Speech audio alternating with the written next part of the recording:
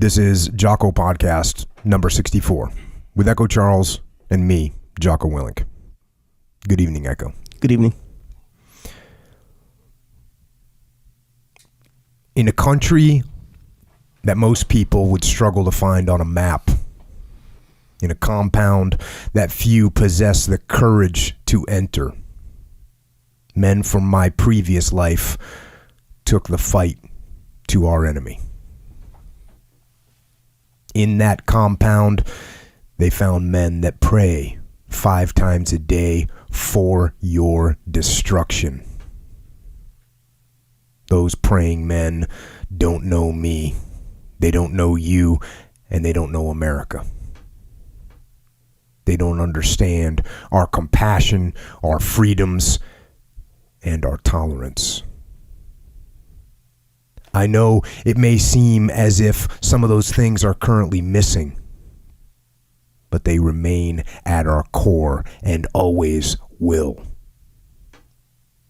Our capacity for them is boundless and is only dwarfed by the hatred in those men hiding in that compound, the hatred they have for you. Those men don't care about your religious beliefs. They don't care about your political opinions. They don't care if you sit on the left or the right, liberal or conservative, pacifist or warrior. They don't care how much you believe in diversity, equality, or freedom of speech. They don't care. I'm sorry you have never smelled the breath of a man who wants to kill you. I'm sorry you've never felt the alarm bells ringing in your body, the combination of fear and adrenaline as you move towards the fight instead of running from it. I'm sorry you've never heard someone cry out for help or cried out for help yourself, relying on the courage of others to bring you home. I'm sorry you've never tasted the salt from your own tears as you stand at flag-draped coffins burying men you were humbled to call your friends. I don't wish those experiences on you, but I do wish you had them. If you had them, it would change the way you act. It would change the way you value. It would change the way you appreciate. You would become quick to open your eyes and slow to open your mouth. Most will never understand the sacrifice required to keep evil men like those from that distant compound away from our doorstep. But it would not hurt you to try and understand. It would not hurt you to take a moment to respect the sacrifices that others make on your behalf, whether they share your opinions or not.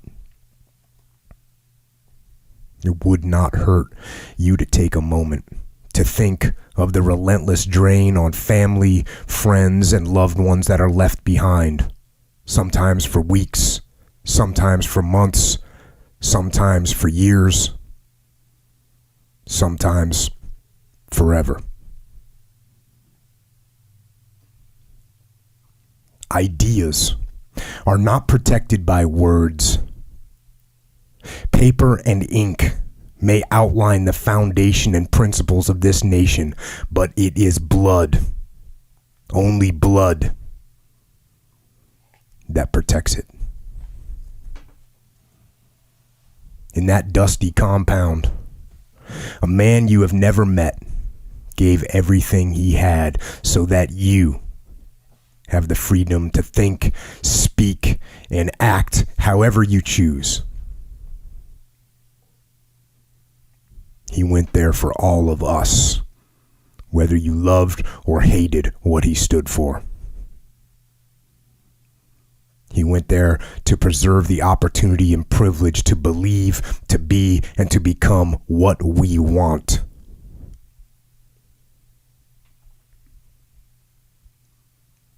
this country, every single person living inside of its borders and under the banner of its flag, owe that man.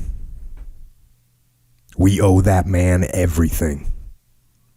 We owe him the respect that his sacrifice deserves.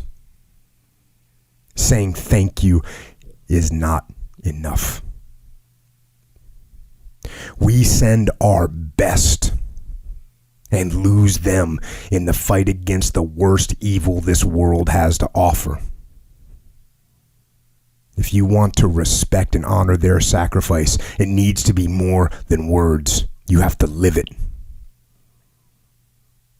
Take a minute and look around. Soak it in. All of it. The good, the bad, and the ugly. You have the choice every day as to which category you want to be in which direction you want to move. You have that choice because the best among us, the best we ever had to offer, fought and bled and died for it. Don't ever forget that.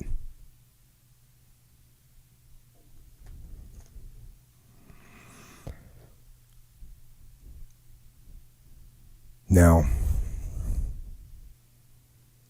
those words were in a piece that was called "A Debt That Cannot Be Repaid," which was written by a fellow SEAL and a friend of mine named Andy Stumpf when he heard that we had lost another frogman, Chief Ryan Owens, during a daring raid on an Al-Qaeda compound in Yemen.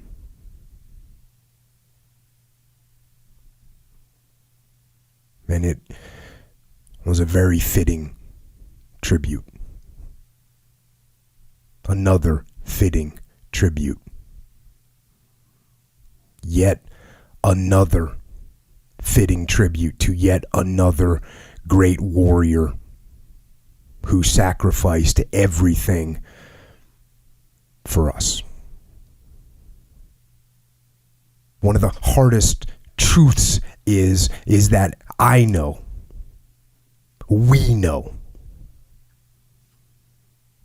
that this will not be the last great warrior to fall. And those warriors still on the line close ranks to fill the void left by the fallen. And they continue to march forward into the dark and into the dust, looking for and hunting for evil. And those warriors, regardless of what they come up against, they will not stop.